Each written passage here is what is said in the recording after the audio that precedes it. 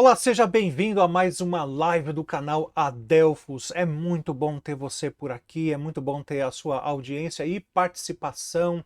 Obrigado por ter já se inscrito no nosso canal. E se você não fez, é uma boa oportunidade para ir clicar no botãozinho e também no sininho para você se manter atualizado de tudo aquilo que a gente tem feito em prol do reino de Deus, para servir a igreja. Enfim, se você quiser também, você pode dar sugestões de pauta, o que você gostaria de ver aqui no Adelphos, quem você gostaria de ver aqui no Adelphos. O programa é para vocês, para a glória de Deus, mas como eu disse, para servir a igreja.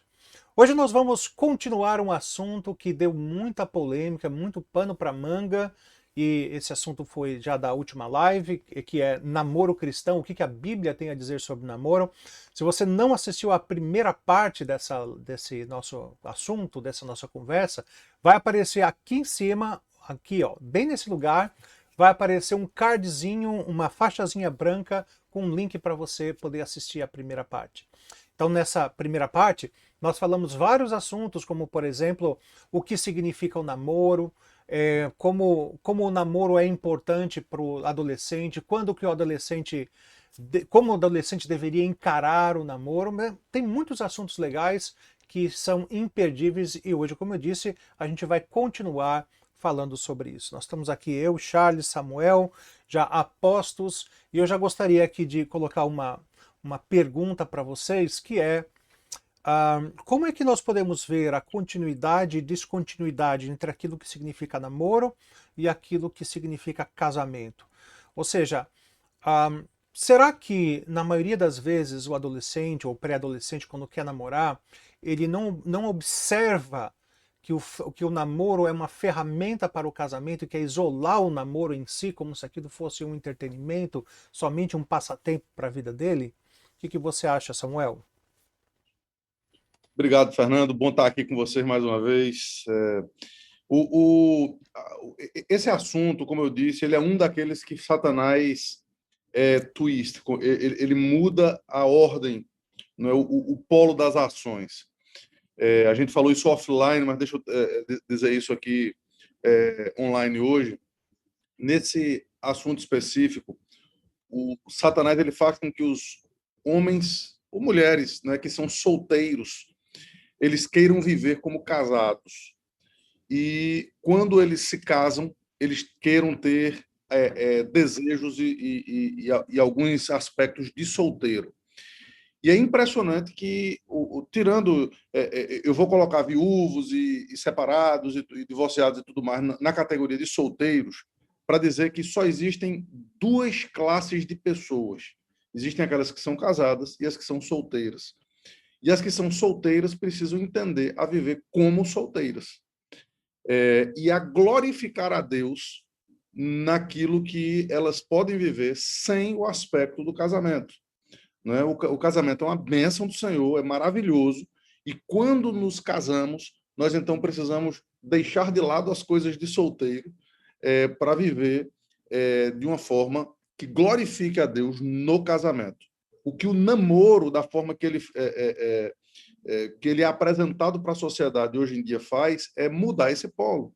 O namoro faz com que pessoas não casadas ajam como se casadas fossem. Não apenas na questão sexual, tá certo? Não apenas na questão das carícias e de tudo mais. A gente tocou um pouco nisso na live passada. Você, aliás, foi muito feliz em trazer alguns exemplos extraordinários. Mas também, por exemplo, um detalhe que as pessoas às vezes nem se lembram disso, né? Casais de namorados, né, que se isolam do resto do grupo, ou casais de namorados que a namorada passa a dar contas para o namorado daquilo que está fazendo e não para os pais. Ou seja, muda radical e completamente o polo de quem é o responsável pela vida da moça e pela vida da garota. Então, eu creio que definição é extremamente importante. Hoje, a palavra namoro ela não tem um sentido único. Eu costumo dizer, brincando, que você deixa para namorar, do jeito que é hoje em dia, depois que você casar. Quando você casar, meu amigo, você pode namorar à vontade, fica à vontade para fazer aquilo que muitas vezes é uma prerrogativa dos namoros de hoje em dia. Charles? Eu assino embaixo de tudo que o Samuel falou, entende? E eu, enquanto ele estava falando também, eu pensei no seguinte: nós vivemos uma situação muito complicada, porque essa visão secularizada de namoro, ou o método secularizado de namoro, ele se infiltrou nos lares evangélicos de tal forma que é difícil você depois até consertar isso aí, entende? Você recriar uma cosmovisão em torno desse assunto. É muito complicado e provavelmente alguns pais estão se perguntando agora, né? Como é que eu vou fazer para ensinar meu filho agora? Ele tem 16 anos, já teve duas namoradas, e agora? Como é que eu vou fazer? Duas que Né? ele sabe, né? Que eles sabem, né? Então, eu acho que esse assunto é muito legal, Charles. Se você pudesse falar mais sobre isso, um caso real que uns pais trouxeram para mim durante esses últimos dias. Eles pegaram, o filho deles tem 14, 15, 16 anos, mais ou menos nessa idade, e aí eles pegaram o filho numa mentira, dizendo que ele ia fazer uma coisa, e na verdade ele estava lá, né, de conversas com uma menina e querendo namorar, achando que com a idade dele ele já teria autorização para isso, mas o filho não quer conversar com os pais sobre isso, né? Os pais sentam com ele e ele simplesmente dá respostas monossilábicas, né? Então, o que a gente pode dizer para esses pais? Como é que eles poderiam agir para desenvolver esse relacionamento a tal ponto que o filho tenha essa abertura? Mas, pai, por que isso? Por que aquilo? É, enfim, debater o assunto à luz da Bíblia. Como que eles podem criar essa relação, Charles? Que pergunta difícil, Fernando, porque eu creio que eles têm que, em primeiro lugar, eles têm que orar, orar muito. Eles têm que orar sobre isso e pedir ao Senhor Deus eh, os, que lhes dê sabedoria e as ferramentas necessárias para persuadir os filhos acerca desse assunto. E aí vem o segundo passo que eu já praticamente até falei. Eles precisam persuadir seus filhos, mas com muito amor, com muito jeito, porque o conceito de namoro do jeito secularizado, do jeito mundano, está muito cristalizado no coração dele. Então é difícil você chegar rachando tudo, brigando de uma vez. Eu acho que não vai resolver, não. Eu acho que o ideal é você persuadir com muito amor, fazer perguntas, entende? Isso é interessante, aquele método socrático, né? Faz perguntas. Por que você quer namorar? Qual que é o objetivo do namoro? E tudo mais. E aí, no fim, eles vão acabar percebendo a verdade, né, de que o objetivo do namoro numa cultura mais secularizada é um entretenimento, é diversão mesmo, é um passatempo, é uma curtição. Não é uma preparação para uma aliança, para formar um lar, entendeu? O que um menino de 14, 15 anos, é, como que ele poderia já pensar em se preparar para formar uma família, entendeu? Não tem condições. Quer dizer, está fora de lugar isso aí. Então, se você fizer perguntas para o adolescente e tal, qual que é o objetivo da sua vida agora? Qual que é o seu principal objetivo? Aí ele vai começar a pensar nessas questões, ele vai ver que tem outras coisas que ele precisa prestar atenção, por exemplo, nos seus estudos, na sua formação para buscar uma profissão no futuro e tudo mais. O adolescente precisa entender que o namoro, do jeito que ele acontece, como o Samuel acabou de falar, que eu chamaria de um mini casamento, né, como ele acontece normalmente, ele traz pesos assim enormes sobre os ombros de adolescentes que eles não deveriam ter que suportar agora. Imagina quando termina um namoro, o castelo deles se rui, uma O mundo decepção acabou. enorme. Oi? O mundo acabou. O mundo acabou, tem gente adolescente que entra em depressão por causa disso, que fica sem motivação para comer, para sair, para fazer as coisas e tal. É muito complicado isso tudo. Então, eu acho que persuasão, com muito amor, com uma comunicação muito amorosa, muita compreensão e assim, saibam, pais, que em princípio seus filhos não vão se sentir confortáveis conversando sobre isso. Mas aí entra também com o princípio bíblico do quinto mandamento: honra teu pai e tua mãe e tal. Talvez eu acho que a melhor coisa seria conversar, ler o Catecismo Maior de Westminster sobre honra teu pai e tua mãe, o breve catecismo de Westminster, e depois você ir falar sobre esses assuntos mais assim periféricos e tal. Porque eu acho que a questão central Aí, nesse caso, honra teu pai e tua mãe. Isso que eles precisam ter em altíssima medida. Se eles tiverem em altíssima medida esse mandamento no coração deles, aí o resto vai ficar um pouquinho mais fácil. Samuel, o Natan e o Judá têm quantos anos, seus filhos? Tem 17 e 14, Ok. Como que acontece a mais comunicação velhos, né? na sua casa sobre essa questão? Porque é óbvio, né, que os meninos de 14, 17 anos, né, é bem nessa faixa que a gente está falando, Tiago, eles têm interesses, eles olham para as meninas já com um jeito diferente. Me explica pra gente como que você lidar com essa questão na tua casa. primeiro, Fernando, o, a coisa que mais deve chamar a atenção por uma aparente contradição, eu digo aparente, eu vou explicar depois por quê, é que a gente deve gostar disso. Né?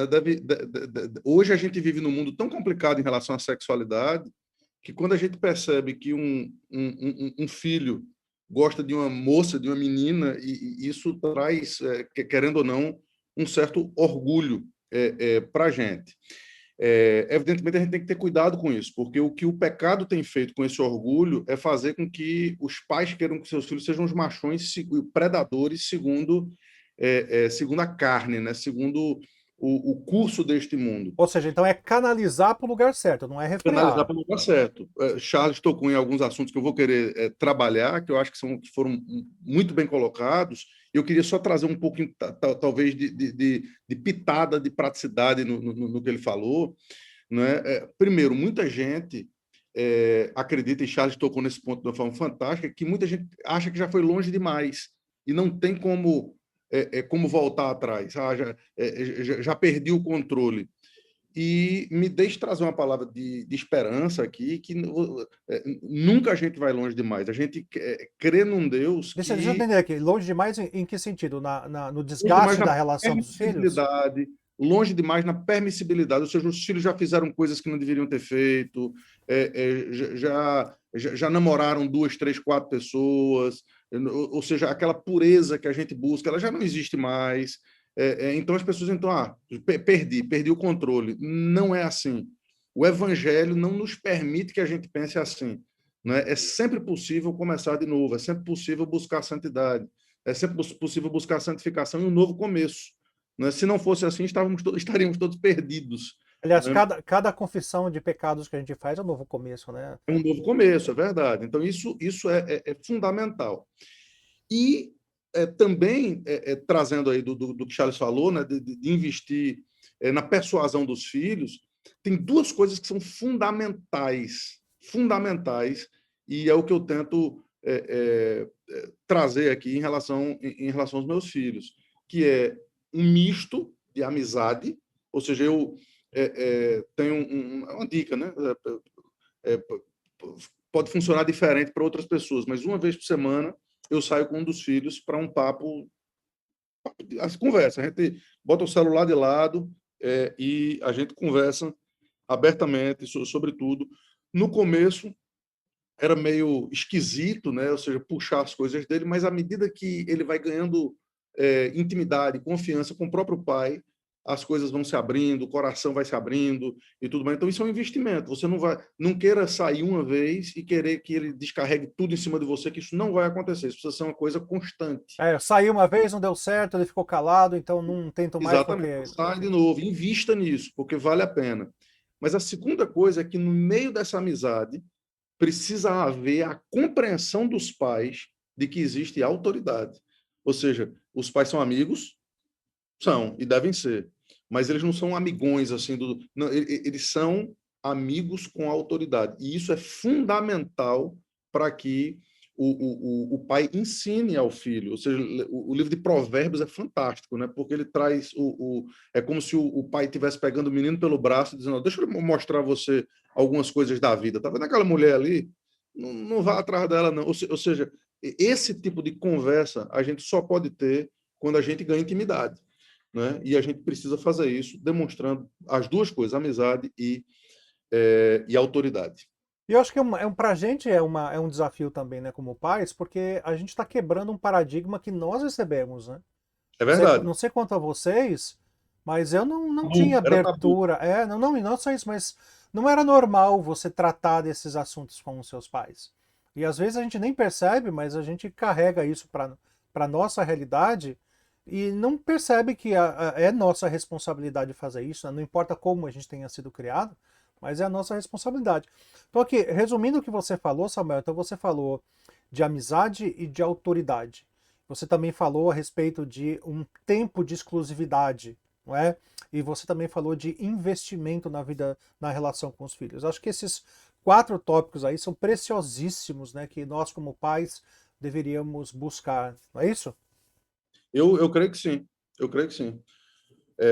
Mais uma vez, isso vai requerer dos pais, primeiro, esperança, né? Esperança de que a coisa não está perdida, e coragem de enfrentar um assunto que, como você falou, todos nós, a nossa geração recebeu como um tabu. E eu digo isso com todo amor, meus pais. Investiram, me amaram, me ensinaram e tudo mais, mas esses assuntos eles não eram trazidos com clareza, com E abertura. lembrando que eles também trouxeram isso como paradigma, né? Então, assim, eu fico olhando para os meus pais, né? É óbvio que o nosso objetivo é melhorar a cada geração, imitar a Cristo de maneira melhor a cada geração, mas eu já percebo que entre os meus avós para os meus pais já houve um avanço absurdo, né? Então, e um Não, e tem, avanço que eu estou tentando também, e eu tenho certeza, se Deus permitir, as minhas filhas estarão aí em anos-luz à minha frente nesse Se Deus processo quiser. também. Charles, o que você ia não, falar? não, o que eu ia dizer é o seguinte, e tem também aquela questão que eles receberam alguns conceitos equivocados também, né? Por exemplo, eu ouvi meus pais dizer assim, não, ele precisa se autoafirmar, ele está se autoafirmando, então deixa para lá, é necessário, sabe? Eles ouviram esse tipo de coisa. E, inclusive, até mesmo dentro da igreja, gente falou assim, não, seus filhos precisam se autoafirmar, não se preocupa com essa questão de namoro, não interfere, não. A única coisa que os meus pais falavam para a gente era assim, estabelecendo alguns limites, entende? Olha, não quero que vocês fiquem se beijando na frente da gente. Entendi. À frente da gente, por Na trás. frente da gente. Exatamente, Ou seja, exatamente. não traga o problema para nós, não é? No final das contas era isso, né? Enfim. Agora, É, Charles, vamos falar aqui de um caso específico. Tá lá, você tá aconselhando alguém e tal, e o filho chega pro pai e fala assim: pai, não se preocupa com isso não é namoro. A gente só tá ficando, sabe? Só estamos ficando. Como você interpreta, Charles, essa moda de não é namoro, é só ficar? bom, o objetivo, né? O objetivo é só diversão, curtição, entretenimento e o pior de tudo, é a satisfação de um desejo carnal. Assim, a pessoa tem vontade de ter aquele prazer do hormônio, né? Vamos dizer assim, o prazer do beijo, o prazer da pegação e tudo mais. Isso é um desejo carnal que, na verdade, ele é pecaminoso fora do casamento. Dentro do casamento, ele é uma bênção e é necessário que a gente é, é, assim mantenha, né, um contato ativo com a esposa, etc. e tal. Mas fora do casamento é muito complicado. E veja bem, eles se beijam, eles se acariciam, eles se envolvem intimamente e tal. E aí se pergunta qual que é o objetivo disso? Entende? Isso aí é como a gente estava até falando na semana passada. Eles pensam que o namoro é uma preparação para o casamento, mas esse tipo de namoro, como a gente vê hoje em dia, não é preparação para o casamento, né? É o casamento em si, né? Exatamente. Ou então, assim, você faz um teste de compatibilidade, não é compatível, você termina o namoro. Isso é preparação para um divórcio, É. entendeu? Porque você não é compatível, vamos divorciar. É assim que as pessoas pensam hoje em dia e tal. E até falam assim, Deus quer que eu seja feliz, né? E vão para esse lado do pragmatismo aí e tudo mais. Então, veja bem, esse tipo de relacionamento ainda mais superficial do ficar, ele na verdade está fazendo um estágio, preparação para quê? Para um tipo de relacionamento totalmente sem compromisso. Ele não tem aliança, ele não prepara ninguém para um compromisso, para nada desse tipo, entende? Mas apenas para a satisfação de um desejo pessoal, entretenimento. É meio que um hedonismo, né? Assim, bem na prática. O hedonismo é aquela busca pelo prazer como um objetivo de vida, né, e tal. Então, assim, vejam como que isso é pernicioso, é perigoso e certamente vai cercear o coração do adolescente, do jovem e tal, e encaminhá-lo para o culto da diversão, do prazer e do entretenimento. Vai encaminhar ele para a idolatria até. E o Então, assim, grande. é muito complicado. Eu falo isso com um peso, uma tristeza muito grande no coração, porque a tendência do adolescente, quando ele ouve isso, é falar assim: esse cara é careta, entendeu? Eu quero dizer para você uma coisa: se Realmente você é adolescente está me careta, ouvindo, porque usar a palavra careta já é careta demais. exatamente. Esse cara é boomer. Aqui é, né? Quando a gente fala alguma Boomer. coisa, para quem está nos assistindo, né? Boomer é a geração daqueles que estão aí nos 50 e tantos, né? 60, 70 por aí. Então, quando o adolescente vê alguma coisa ultrapassada, ele fala assim, boomer, né? É, Samuel, agora vamos lá, deixa eu te. Antes de você perguntar, deixa eu só ler um texto. Eu acho que tudo que Charles falou, o apóstolo Paulo escreveu aqui, para os Tessalonicenses, no capítulo 4, versículo 3 a 8, diz assim: essa é a vontade de Deus, a vossa santificação, que vos abstenhais da porneia, ou seja, da prostituição, tudo aquilo que envolve a ação sexual ou os desejos sexuais, que cada um de vós saiba possuir o próprio corpo em santificação e honra, não com desejo de lascívia, como os gentios que não conhecem a Deus. Veja que coisa. esse desejo de lascívia é a vontade de beijar na É boca, o de desejo. acariciar, aliás, que leva até o adolescente à masturbação. Ele quer ter prazer sexual, Exato, entende? exato. E que nessa matéria ninguém ofenda nem defrauda seu irmão, porque o Senhor, contra todas essas coisas, como antes vos avisamos e testificamos claramente, é o vingador, ou seja, há consequências que todo homem ou mulher que erra na sua adolescência vai levar para o casamento, tá certo? Ou seja, Deus é o vingador, porquanto Deus não nos chamou para a impureza, mas para a santificação. E quem rejeita estas coisas não rejeita o homem, ou ao pai, ou ao pastor, ou ao careta, ou a Charles, ou ao careca. Não rejeita o homem, mas e sim a Deus, que também nos dá o seu Espírito Santo. Então, Então, Samuel, então vamos lá, né? Vamos transformar esse live aqui numa oficina de educação de filhos, né? Meu filho chega em casa e fala que ele ficou, ou você flagrou ele beijando uma menina. Como os pais poderiam agir nesse momento? a primeira coisa é não desesperar. Tá? A primeira coisa é essa, é saber que o que ele está fazendo, com quanto nós entendamos que seja errado, faz parte da natureza, faz parte do desejo e, como eu já disse antes, existe um aspecto positivo, ele estava beijando a menina. Então, ou seja, eu gosto muito da abordagem de Ted Tripp, né, de como a gente chegar para o filho, porque eu poderia muito bem chegar quebrando, dizendo, rapaz, você não ouve seu pai, você vai quebrar a cara, não sei, você trazer aquilo para um aspecto tão pesado, e que é pesado, esse texto mesmo traz um peso extraordinário, mas você deve se lembrar da sua própria vida, você deve se lembrar da sua própria estrutura, e senta com esse menino, tá certo? Dizer, filho, vamos conversar, não é? Vamos. O Charles falou de fazer algumas perguntas, não é? Será que isso glorifica Deus? Qual é o seu objetivo nisso, não é?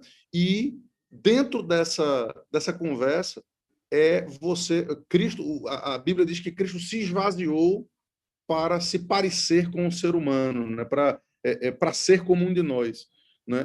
Eu acho que quando os nossos filhos ouvem que os problemas que eles estão passando, nós passamos, e as dificuldades que eles estão tendo, nós tivemos. Filho, eu sei o que você está, eu sei o que você está vivendo, eu sei o que você está passando, eu passei por isso, eu tive as mesmas, só que eu não tive o que você está tendo, eu não tive essa conversa, por exemplo, que eu estou tendo com você, com meu pai. Então aproveite, você trazer você para junto dele, para o lado dele, para o mesmo patamar dele, de quem também é pecador e de quem também precisa de Cristo para viver. Eu creio que o que muitas vezes é o ímpeto do nosso coração é chegar com 4 pedras e ao invés da gente poder ajudar o nosso filho, a gente vai trazer raiva e ira para ele. Bom, lembra de uma coisa, né? Eu vou confessar o meu pecado aqui. Eu fiquei com muitas moças, adolescentes, quando eu tinha 16, Praticamente o Martinho da 18 anos Vila, de né? idade. E assim, ia para acampamento da igreja, rapaz, ficava com as meninas lá no acampamento da igreja. Meu primo, então, era, como eles diziam, era a maior galinha, né? Ele chegou a ficar com 4 meninas diferentes no Confissão de mesmo pecado acampamento alheio. da igreja. Da igreja. Então, assim, isso aí é bom. E na minha cabeça, isso era uma coisa bacana, legal, e isso dava status para mim, entendeu? Cabra é macho, cabra é como o Samuel falou, é o predador e tal. E assim, demorou muito tempo para que eu amadurecesse e entendesse o que estava acontecendo de fato lá e tal. Provavelmente você está pensando nisso agora, né? Você que está assistindo a nosso bate-papo aqui e tal. Talvez seja. A gente tem que tentar antecipar a maturidade nos nossos filhos, trazendo conhecimento para eles, a sabedoria, dizendo: ô meu filho, ouve a instrução do teu pai, entendeu? Esse que é o objetivo. Eu fui aprendendo algumas coisas assim naturalmente, à medida que eu fui lendo coisas na vida, mas você pode antecipar esse processo. Traga informação para ele, né? bom, nós temos então aqui uma pergunta, né? A gente estava falando só de não namorar, mas é a hora que chega, e quando chega a hora do namoro? Ou seja, em primeiro lugar, há uma idade específica? Vocês acham que, com 18 anos, 16 anos, qual é a idade ideal para o adolescente jovem começar a namorar? Samuel. Essa questão de idade é muito subjetiva, Fernando, porque, é, mais uma vez, dadas as definições em relação a namoro como uma preparação agora para o casamento em si, ou seja, eu agora quero investir no relacionamento, por quê? Porque eu quero casar com essa mulher, né? Ou porque eu quero casar com esse homem. Eu creio que isso só deve ser incentivado e feito a partir do momento em que o cara pode chegar para o pai da moça e disser: ó, eu quero casar com sua filha, eu já tenho condição de sustentá-la, eu já tenho condição de cuidar. Por quê? Porque você vai deixar de lado duas coisas. Isso que a gente leu, né, as oportunidades do pecado, tá? As oportunidades do pecado, e de tratar o namoro como se fosse, o relacionamento ou o sexo oposto, como se fosse alguma coisa, um mero passatempo. Veja, não é esse relacionamento não é para o seu lazer, ele não é para o seu lazer ainda, né? Ele é para que você construa uma relação que vai redundar no casamento, e aí dentro do casamento você tenha todo o lazer possível. Mas o fato, né, é que cada vez mais cedo as pessoas estão buscando namoricos, relacionamentos e tudo mais. E eu creio que esse tipo de gostar de uma pessoa e tudo mais, e conversar e ter amizade, isso é saudável, inclusive.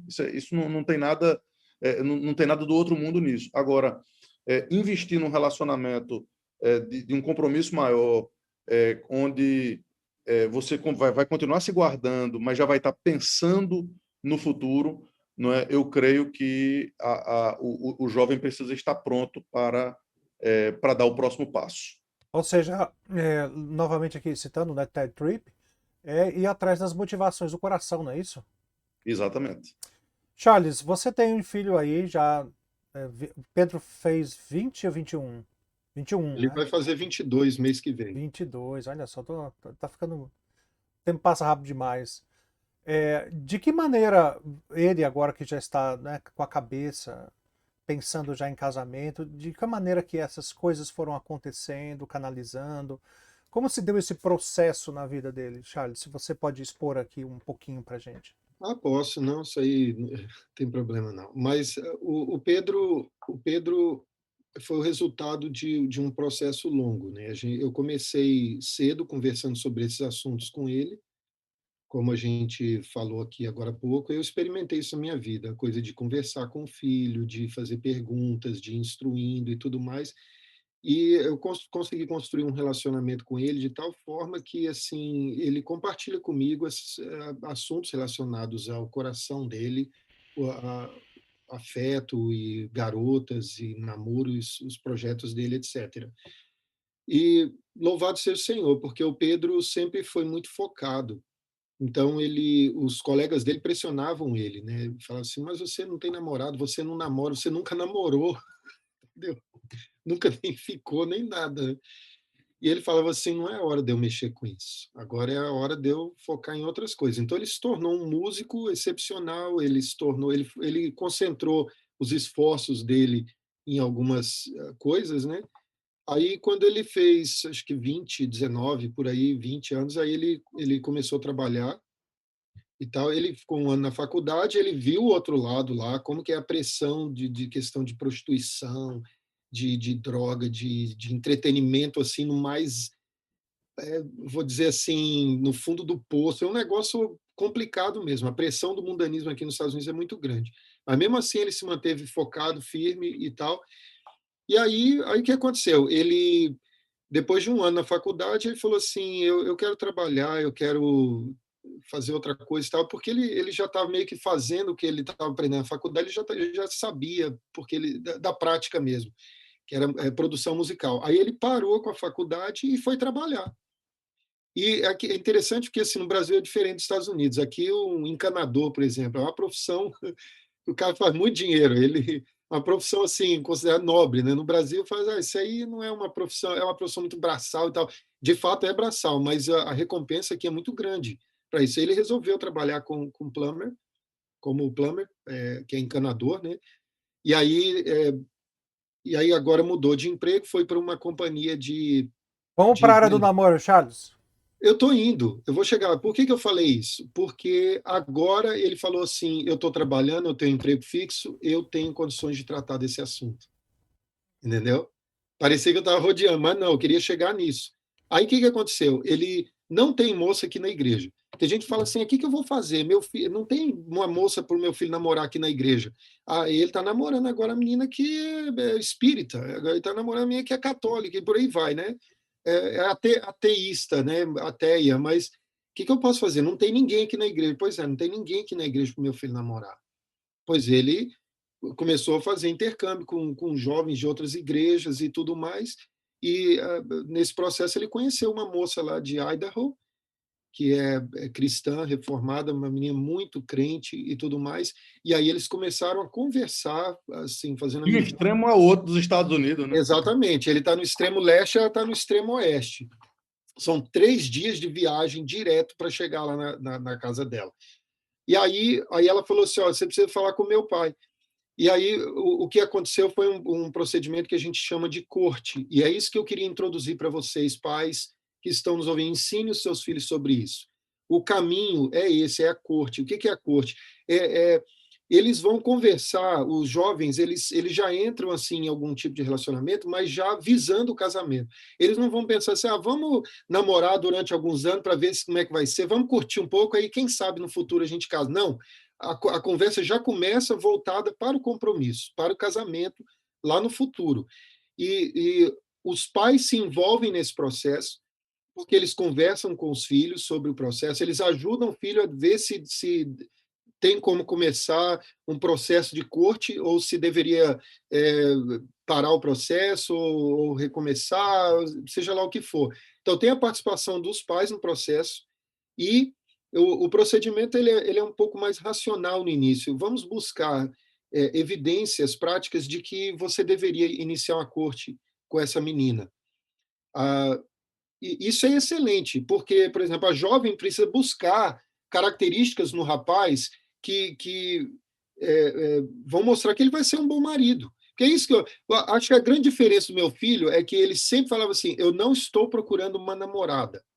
Ele falava: eu estou procurando uma esposa. É diferente, entende? Então, aí, o que ele viu? Ele viu uma moça que é crente, está E isso pronto para traz, ser. Charles, isso traz, só para você terminar, isso traz um aspecto fundamental, que é o aspecto da proteção. Ou Exatamente, seja, se ele está buscando uma esposa, ele vai querer proteger aquela moça, inclusive de si mesmo. Inclusive exatamente. de si mesmo. Então, aí o que aconteceu? Ele falou com o pai da menina, isso aqui é um negócio bem. Ele fez um background check no meu filho, ou seja, ele fez uma pesquisa de antecedentes sobre o meu filho, porque ele está protegendo a filha dele. Aí ele viu que estava tudo bem, que não tinha nada que desabonasse meu filho, pediu referências do meu filho para outras pessoas, ligou para essas pessoas perguntando o que eles achavam do meu filho, e aí, no fim, meu filho foi aprovado, aí ele autorizou os dois a conversarem pelo vídeo no celular. E convidou meu filho para ir lá na casa deles. O Pedro foi lá, e aí, depois de um tempo de conversa com o pai dela, chegou um momento em que o pai falou assim: olha, eu creio que você reúne as condições para iniciar a corte com a minha filha. Aí eles iniciaram oficialmente a corte. Então, assim, o meu filho considera a moça a namorada dele, mas eles não têm contato físico, eles não se beijam, eles não se abraçam. Até para pegar na mão dela, o Pedro pediu autorização ao pai dela, para você ter uma ideia. É lindo, Parece cara. exagerado, entendeu? Mas Mas, não é, gente, não é. Escuta que não é. Oi, fala, Samuel. mas é exatamente o princípio bíblico, por mais antiquado, usando a sua palavra para demonstrar a nossa idade, careta que seja, o princípio bíblico está lá desde Gênesis capítulo 2. Deixa o homem, pai e mãe, se une à sua mulher, tornando-se os dois uma só carne. O momento do casamento é exatamente o momento de uma transformação radical para o homem e de uma transformação menos radical, mas extremamente importante na vida da mulher. E eu vou explicar por quê. Não é? O homem, ele até aquele momento, ele está debaixo da autoridade dos pais.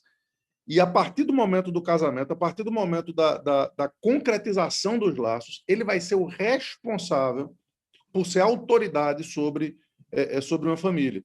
A mulher, ela vai passar da autoridade dos pais para a autoridade do seu cônjuge, do seu marido. Deixa pai e mãe e eles vão... então, aquele cordão umbilical, tá certo, que existe, ele é rompido de uma vez por todas no momento do casamento. Exatamente. Então, foi o que eu disse há pouco tempo atrás. Há uma... hoje, quando eu vejo namorado dando satisfação à namorada e não aos pais, isso é uma inversão completa de valores. Ele ainda está sobre a autoridade dos pais. Sabe, eu fico Aí, só para imaginando. fechar aqui, Fernando, Pode falar. os dois juntos leram livros, por exemplo, Pastoreando o Coração da Criança, eles leram juntos, livros sobre casamento, eles leram juntos, e o Pedro leu O que ele deve ser se quiser casar com a minha filha, para que ele saiba como ele deve ser como marido, e etc. Então, corte é isso, é preparação para a aliança. Não é qualquer coisa, não, é preparação para o casamento, para a aliança mesmo, entende? É isso aí. Agora estão se preparando, deve casar aí até o final do ano. E eu fico aqui imaginando, né? Talvez você que esteja nos assistindo, deve pensando assim: esses caras são loucos. Em que mundo que esses caras vivem? Agora, assim, deixa eu dar uma palavra para você, né? Eu costumo dizer que não há nada mais pragmático do que as escrituras. Porque é a única coisa que dá certo. Que frase, viu, Fernando? Que frase interessante. É a Muito única boa. coisa que dá certo. É a única coisa, né? Esses dias eu estava vendo aqui um pessoal meio com ideias nihilistas, né? O que é esse mundo? Esse mundo é só viver, trabalhar, juntar dinheiro e morrer, deixar dinheiro para os outros, ou dívida, né? A questão é que não tem como você conhecer como funciona o produto chamado ser humano sem você conhecer o fabricante. Né? Então, o que você quer de um casamento, de um namoro? Vai para as escrituras. E não há nada mais radical do que as escrituras, não há nada mais sólido do que a própria escritura.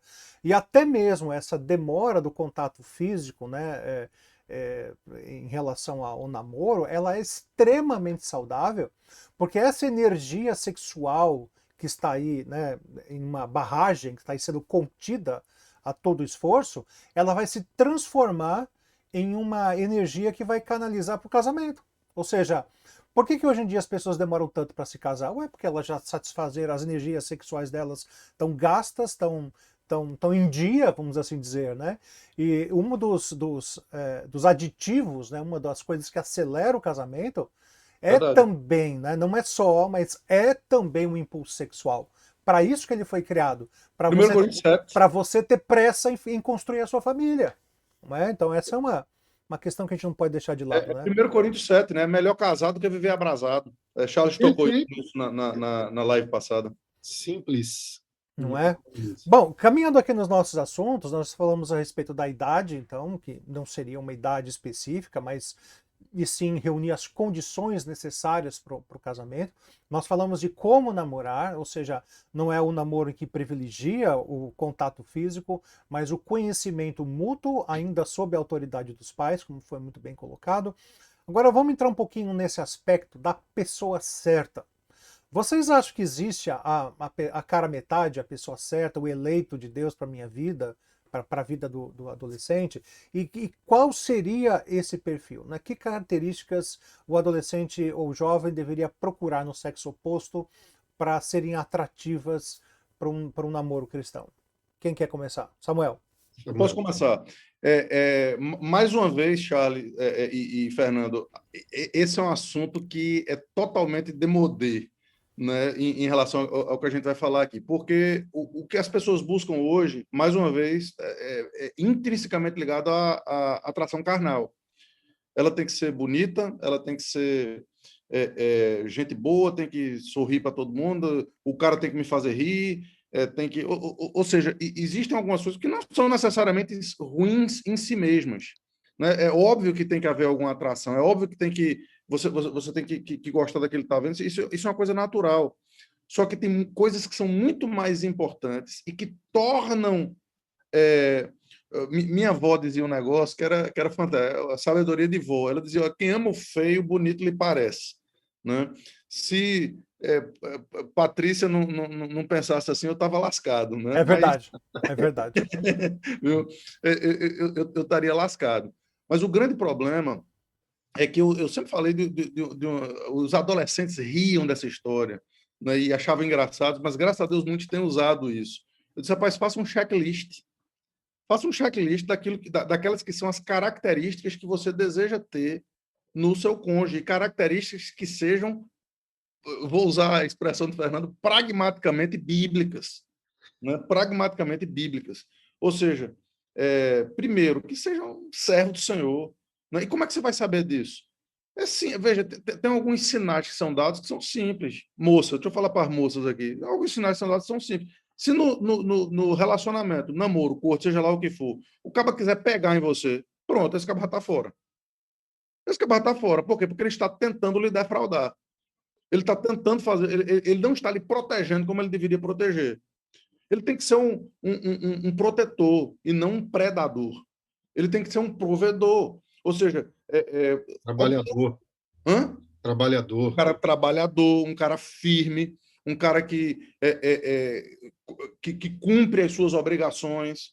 Veja o relacionamento dele com a igreja, veja o relacionamento dele com os seus pais, dele ou dela, eu estou falando dele, mas isso pode servir para os dois lados. Como é que ele trata as pessoas mais velhas, como é que ele trata as crianças, né? Por quê? Porque isso são sinais de como o futuro vai ser, de como ele vai lhe tratar, de como ele vai tratar seus filhos, de como ele vai tratar os seus pais. Né? Ou seja, são caráter, vida cristã, relacionamento com a igreja, relacionamento com Deus. Esse homem vai ser o seu líder. Ou seja, você precisa saber exatamente a quem você vai se entregar. E, mais uma vez, as características das meninas da mesma forma. Né? A sublimidade, a submissão, a alegria de estar na casa do Senhor, são coisas fundamentais. O quanto gosto de são coisas fundamentais, muito mais importantes do que se ela é bonita, de que se ela é rica, de que se ela é engraçada e tudo. São características muito mais importantes. Então, Charles, essas outras você coloca mais no final da lista. quer completar a ideia, Charles?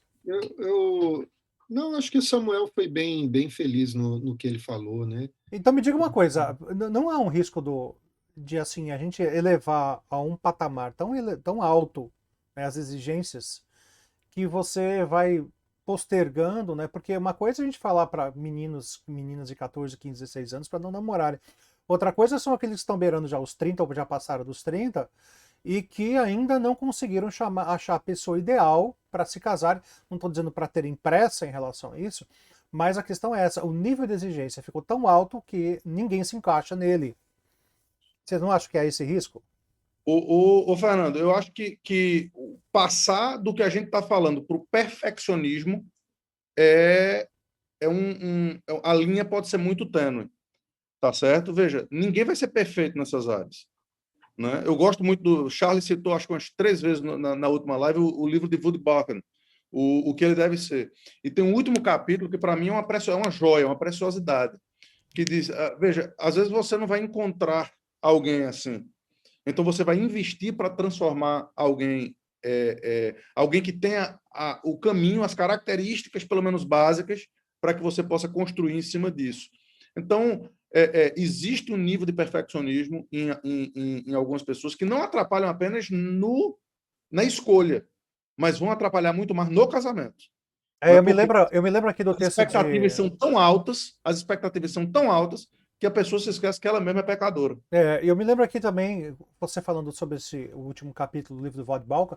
Aliás, gente, se vocês não têm um livro para homens, que é excepcional, né? O que ele deve ser para se quiser se casar com a minha filha, de Vodd Balkan.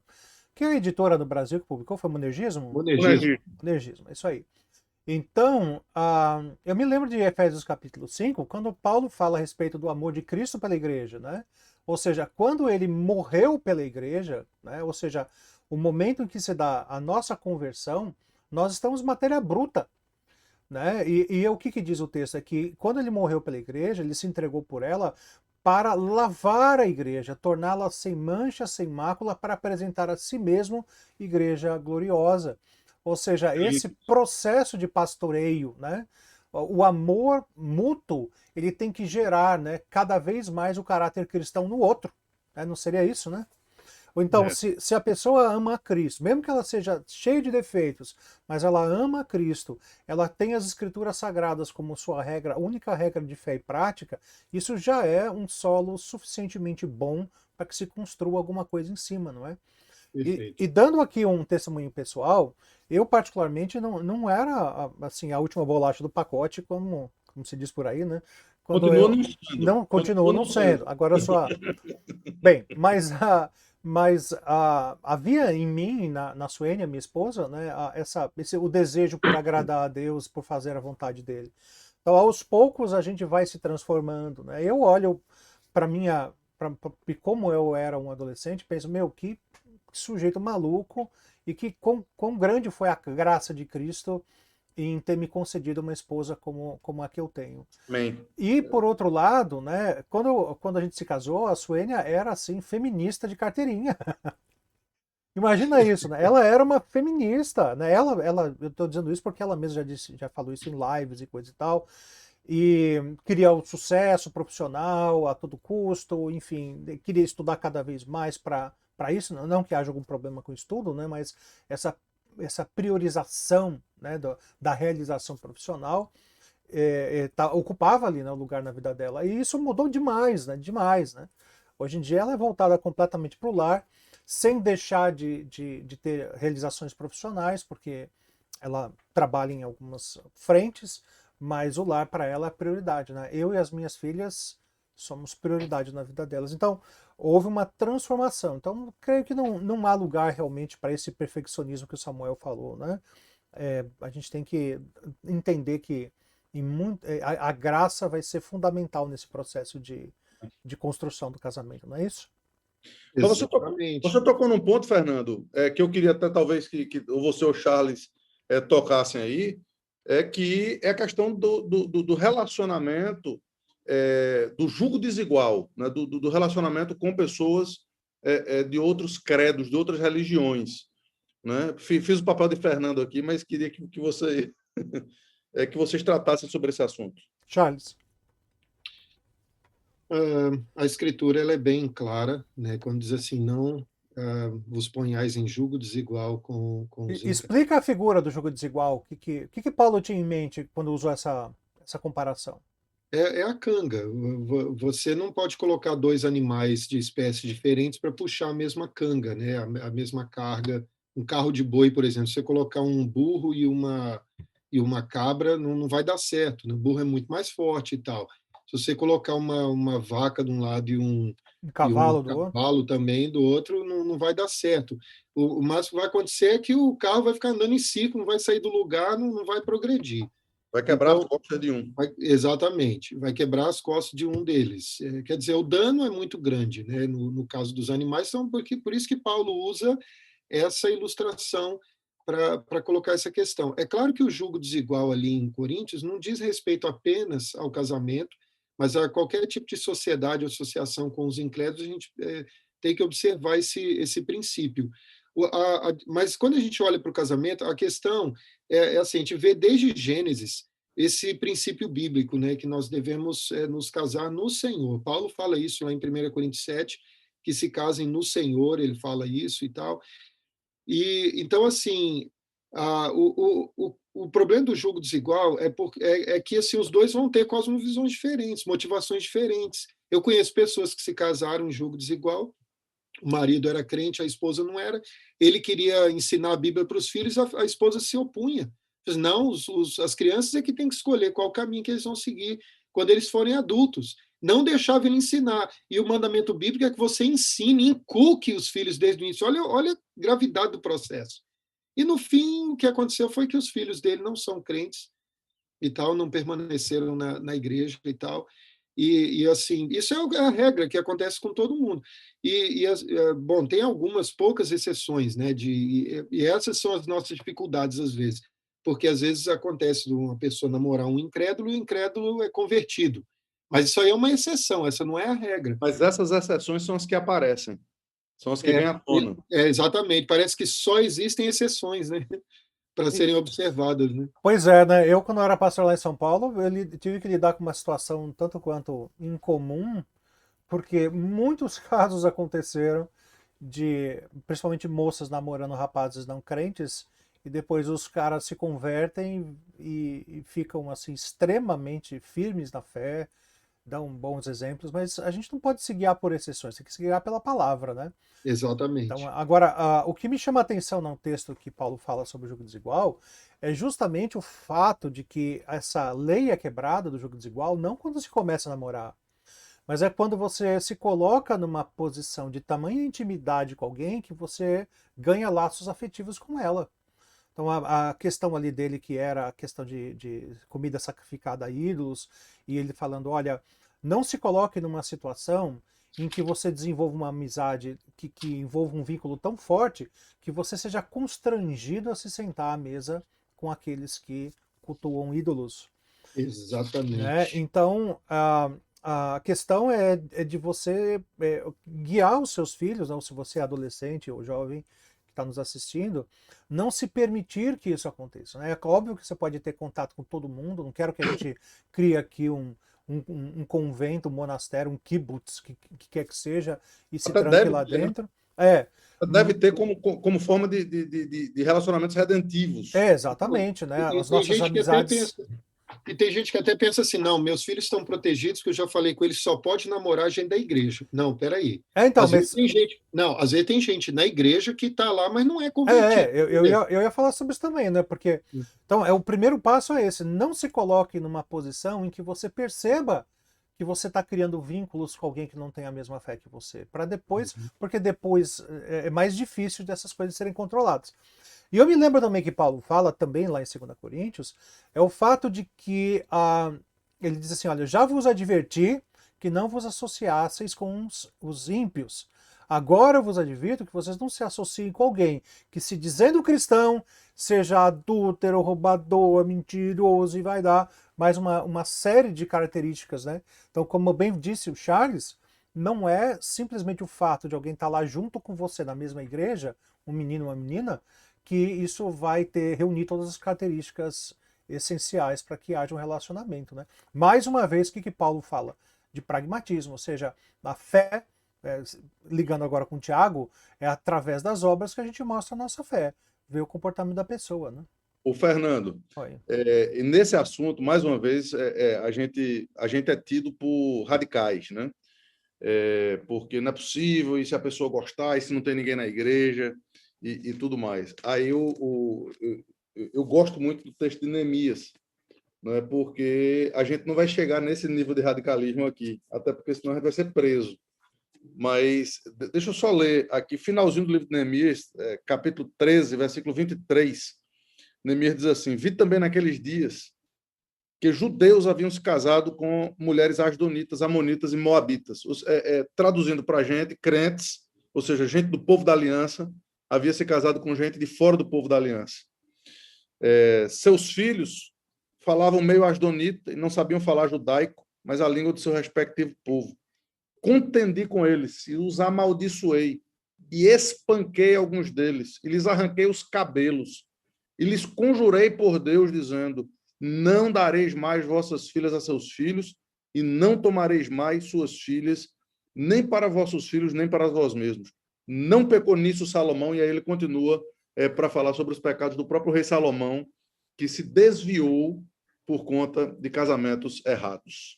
Exatamente. O que aconteceu com Salomão foi claro, né? As mulheres com as quais ele se casou, que eram idólatras, perverteram ele e fizeram com que ele se curvasse diante de falsos deuses. Aliás, se você for ver que a razão do dilúvio foi jogo desigual, né? É verdade. Vendo os filhos de Deus, que eram muito formosas, as filhas dos homens, tomaram para si as que mais lhe agradaram. E aí, então, a consequência direta disse que Deus olhou para a terra e viu que a maldade humana havia se multiplicado. Ou seja, não existe namoro missionário. Não existe namoro missionário, né? Namoro não é método evangelístico, né? Ao contrário, né?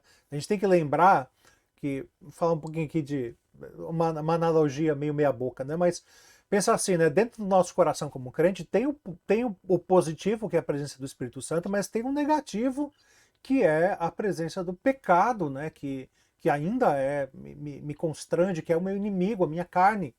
Agora, você se coloca em julgo desigual com um não crente, lá não tem o positivo. Os dois lados são negativos, que se juntam ao teu próprio lado negativo. O que você acha que vai resultar dessa equação? É óbvio que é muito mais fácil você se desviar do que o outro se converter. Até por causa desses elementos que eu acabei de falar, né? Tem uma história do Charles Haddon Spurgeon, que uma jovem, perguntou para ele se tinha algum problema ela namorar um rapaz que não era da igreja. Ele não era crente nem nada, né? E aí o Charles Haddon Spurgeon pediu que ela falou para ela assim: não, se você se colocar em cima dessa mesa que eu pedi para você me levantar e me colocar na sua posição, você acha que vai ser fácil isso, ou é mais fácil para mim puxar você da mesa para o chão, né? É bem Uma isso mesmo. ilustração de Bom, e aí, amor. então, como o nosso um último assunto aqui, né? Tá lá o jovem, a jovem cristã, estão namorando, perceberam que não é um bom investimento para a vida deles. Como é que eles vão agora lidar com esse relacionamento? Como é que eles vão romper esse relacionamento? Olha, deixa eu falar uma coisa sobre isso aí, Fernando. Se você conseguir ensinar os seus filhos a beleza e a utilidade ou o valor da courtship ou a corte, esse processo, esse negócio de namoro terminar, não vai acontecer. Por quê? Porque o processo de seleção é rigoroso. Então, a chance de você chegar até o casamento é muito grande. Porque no começo existe todo um pensamento, uma observação, um raciocínio em torno do se devo, não devo, acontece antes. Aí, quando você começa, você já está tranquilo, você já sabe que é isso aí mesmo, você já praticamente se decidiu já antes ali. Então, é difícil você romper um relacionamento de corte, a não ser que aconteça um fato absurdo. Por exemplo, o cara escondeu o caráter dele, se disfarçou muito bem e tal. Eu conheço uma jovem que se casou com um rapaz crente, da igreja. E depois o cara se envolveu até com um crime, com contrabando, se tornou membro de uma gangue de ladrões lá. É um negócio feio mesmo. Mas, veja bem, alguns sinais a pessoa vai ter, entendeu? É como o Samuel falou, você vai saber se o cara é um servo de Deus ou não. Ele aplica a palavra de Deus em todo momento da vida dele, ele lê mesmo a palavra de Deus, ele é uma pessoa que é dada à oração, ele leva os problemas do dia a dia dele em oração. Quer dizer, Você tem como observar essas coisas e saber mais sobre o caráter. Mas aí, nesse caso agora, vamos pensar, olha, pastor, eu não consegui ainda ensinar meus filhos sobre a questão da courtship, e da corte, né? E eles estão namorando já e tal, e um deles viu que não deve continuar o namoro. E aí, como fazer? Em primeiro lugar, se houve a quebra do sétimo mandamento, você tem que pedir perdão. Você tem que pedir perdão, se arrepender diante do Senhor, pedir perdão ao Senhor, confessar seu pecado a Deus e pedir perdão para a pessoa que o namorado ou a namorada defraudou, entendeu? Tem que pedir perdão mesmo, à luz de 1 Tessalonicenses 4. Olha, você me perdoe porque eu não fui santo no meu procedimento em relação a você e eu estou arrependido diante do Senhor, eu quero que você me perdoe por isso. E é muito difícil, mas tem que tomar uma decisão mesmo firme sobre esse assunto e ser bastante respeitoso e amoroso. Eu acho que o problema de terminar namoro é quando uma das partes não quer e briga e luta por isso. E tem alguns casos no Brasil que acaba até em crime passional, né? E tal. Mas se é um namoro assim, vamos dizer assim, com alguns valores cristãos e tal, acho que tem que ter bastante amor cristão, tem que ter respeito, na hora de terminar, dizer: olha, eu sinto muito, mas eu não tenho como continuar assim e tal. E é difícil, porque eu acho que não precisava nada disso. Se fizer a corte, Mas infelizmente essa não é a realidade da maioria, né? não é, eu Então a sei. questão é O, como lidar com leite derramado, Samuel. deixa eu dar talvez aqui alguns exemplos, evitando os nomes. Antes disso, primeiro, é extremamente importante a gente dizer isso. A gente não está dando aqui uma receita absoluta de sucesso. É possível que você faça tudo isso e erre, porque alguém pode se esconder por trás de uma capa muito grande. Então, Exatamente. isso aqui é proverbial, é a probabilidade de dar certo e ser melhor. Aí sim chega próximo dos 100%, mas nada é absolutamente garantido. Então, essa é a primeira coisa, a possibilidade de dar errado. Segunda coisa, eu creio, e mais uma vez, usando aqui Ted Tripp, ele é fundamental, assim, é fundamental que a gente observe o coração dos nossos jovens adolescentes. E eu vou lhe contar algo. Eu fui para Rondônia, eu fui para vários locais e tive experiências parecidas, mas em Rondônia eu acho que foi um negócio um pouco mais forte, porque eu acho, no acampamento lá, 400 e tantos jovens, né, e adolescentes, e eu expus o livro de Ruth lá, e durante o acampamento, é, basicamente 20 casais de namorados romperam o relacionamento. Né? Basicamente 20 casais ao ponto que no ano seguinte eu voltei lá a pedido de pastores da região, porque agora as pessoas queriam saber o que fazer para ter relacionamento, e a partir daí alguns se casaram. Né? Ou seja, alguns que estavam se relacionando, namorando há muito tempo, se casaram. Então, assim, a praticidade da palavra de Deus é impressionante. Agora, a forma, Charles tratou de algumas coisas, a questão da educação e tudo mais, mas, por exemplo, eu já vi, eu estava aconselhando um casal, eu não faço casamento que eu não acompanhe, que eu não faça um Eu também. discipulado, um discipulado e tudo mais. E um desses casais, o cara não aguentou a pressão. Né? Eu estava batendo na figura do homem, o que é que ele deve ser e tudo mais. O cara disse: rapaz, eu não aguento isso, não sei o que é isso que você quer. A moça disse: é isso que eu quero. Aí ele disse: eu vou embora, e foi-se embora. Simplesmente largou. Convite distribuído, meu amigo, de casamento. Convite distribuído de casamento. E tal. Aí, pô, moça fenomenal, fenomenal.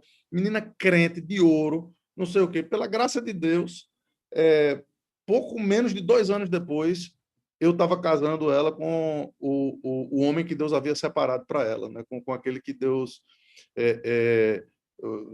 trouxe para a nossa igreja, né? E mudou radicalmente a história. Hoje tem um casamento lindo e que glorificam a Deus com isso. Então, assim, por mais difícil que seja, é possível que você vá contra aquilo que você deseja agora, né, para fazer a vontade de Deus, e o resultado, o benefício disso vai vir no futuro. Então, vamos deixar de pensar com a mente Google micro-ondas dos nossos dias, né, com a mente imediatista, né, e vamos passar a pensar com a mente de projeção para o futuro. Então, por quê? Porque a coisa imediata agora pode trazer problemas para o resto da vida. Mas, se você conseguir ir contra a sua vontade agora, mas que você se derrame de amor por Cristo. Então, era isso que eu ia dizer, que eu ia usar TED Trip. Eu acho que o que a gente precisa é investir nos nossos jovens, crianças e adolescentes, para que eles se derramem de amor por Cristo, para que eles se apaixonem por Cristo, para que Cristo seja suficiente para eles. Porque se Cristo for suficiente para eles, eles não vão precisar eles vão ter desejos, mas eles vão se satisfazer em Cristo. Ô Samuel, eu conheci uma moça que chegou para o namorado dela e falou para ele assim: olha, eu lamento muito, mas eu não posso continuar nesse relacionamento com você. Ele disse: por quê? Ela falou assim: porque eu estou procurando um homem de Deus para minha vida e você não é um homem de Deus. Ela terminou o namoro com ele assim, com uma tranquilidade, assim, sabe, com amor, com respeito nesse sentido. E o rapaz, ele não era crente, e ela começou a namorar com ele antes dela ter um despertamento espiritual, assim, sabe, de se envolver mais com o Senhor Jesus, etc. Então, mas essa postura dela foi tão forte que o rapaz falou para ela assim: eu quero ser esse homem de Deus, então, se o evangelho é isso aí, eu quero ser isso aí. E Então, aí ele não é começou. namoro missionário, é término de namoro Foi missionário. término É missionário, um porque aí rompimento missionário. ele ouviu o evangelho e tal, e eu discipulei o rapaz, inclusive. Legal. Entende? Aí eles voltaram a namorar.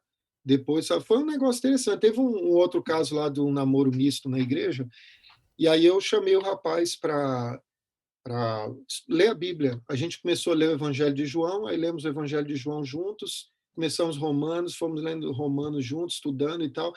E nesse processo todo ele era católico muito ferrenho, sabe? Ele tinha até estudado para ser padre durante um tempo. E aí, durante esse processo, ele falou assim: pastor, eu quero me batizar na igreja presbiteriana. E ele se batizou, e aí se noivou e casou e tal. Então, quer dizer, tem muitas coisas que estão erradas, mas elas têm o conceito que o evangelho é o poder de Deus para a salvação de todo que crê. E a gente tem o evangelho, assim, nas nossas mãos, que o Senhor confiou a nós, para nós usarmos, né? Mas, Fernando, deixa eu só falar um negócio rapidinho aqui. Se você chegou a um ponto de que você precisa terminar um namoro, e termine, mas seja firme e mantenha a sua posição. Não fique mole, vou dar mais uma chance. Não fique nesse negócio, não, porque depois vai terminar de novo, vai terminar mais uma vez, vai terminar a quinta vez. É melhor você ser firme uma vez e vá em frente, não volte atrás, porque isso é pior para a outra parte.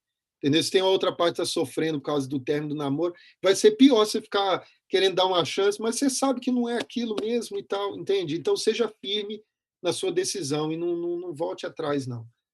Né? A não ser que fique muito claro depois, não, aí está tudo resolvido e tal, é isso mesmo. Bom, tá certo. Então, o resumo da lei é amar a Deus acima de todas as coisas, né? A primeira parte. Então, é só tentar cumprir esse mandamento, né? É quando a gente chega a um ponto de que eu tenho que escolher entre continuar obedecendo a Deus, conforme está escrito na sua palavra, ou manter um relacionamento, então talvez a gente já saiba aí, já tenha a resposta se tem que continuar nesse relacionamento ou não. É verdade. A não ser que você seja casado. Viu? A gente está falando para não namoro. casar. A gente está falando sobre é o tema da live, né? Namoro, né? Bom, gente, a Eu gente vai espero, terminando por aqui. Não sei. Você quer falar mais alguma coisa, Charles? eu dizer só assim, tem pessoas que ficam esperando um sinal de Deus para ver se o namoro é abençoado ou não. Olha, procure, a Bíblia, na verdade, oferece sinais objetivos, não são subjetivos, não são coisas que o Espírito Santo comunica diretamente no meu coração. Entende? Então, pense nisso que o Samuel falou sobre as características da boa esposa, pense no que eu falei sobre as características do marido, no que o Fernando falou e tal. Os sinais estão ali, entendeu? Na Escritura Sagrada, os sinais são objetivos, não busque por sinais subjetivos e tal, não permita que o seu coração seja fisgado antes de você pensar com a sua mente, não permite que as suas emoções e a sua vontade comandem no processo de escolha do cônjuge, mas submeta assim, ao crivo do raciocínio da mente firmado na palavra de Deus, certo? E eu tenho certeza que você terá grande chance de ser bem-sucedido nesse procedimento. Isso, e olha, nós falamos aqui de 3 livros, pelo menos que citaram aqui de cabeça, livros que tem em português, que você deveria adquirir. Um deles é o Vod Balkan, editora Monegismo, o que ele deve ser se quiser se casar com a minha filha. O outro livro é Pastoreando o Coração da Criança, do Paul Tripp, que é da editora Fiel. E um outro livro que é fantástico para vocês, pais de adolescentes, A Idade da Oportunidade. Eu não me lembro se esse aqui é o do Ted Tripp ou do Paul Tripp, eu sempre me confundo os dois, mas é da editora Batista Regular, se não me engano, da Idade da Oportunidade. Então fica aí a dica para vocês e a gente vai terminando nossa live por aqui. Que bom ter você com a gente. Mais uma vez, lembrando que se você não se inscreveu no nosso canal, se inscreva, ativa o sininho, porque a gente está sempre trazendo coisas boas aqui, à luz da palavra de Deus, para abençoar a Igreja do Senhor Jesus Cristo. Que Deus o abençoe e não perca a nossa próxima live, quando for publicada aí, do nosso canal Adelphos. Fica com Deus. Tchau, tchau. Tchau, tchau. Tchau, Deus abençoe.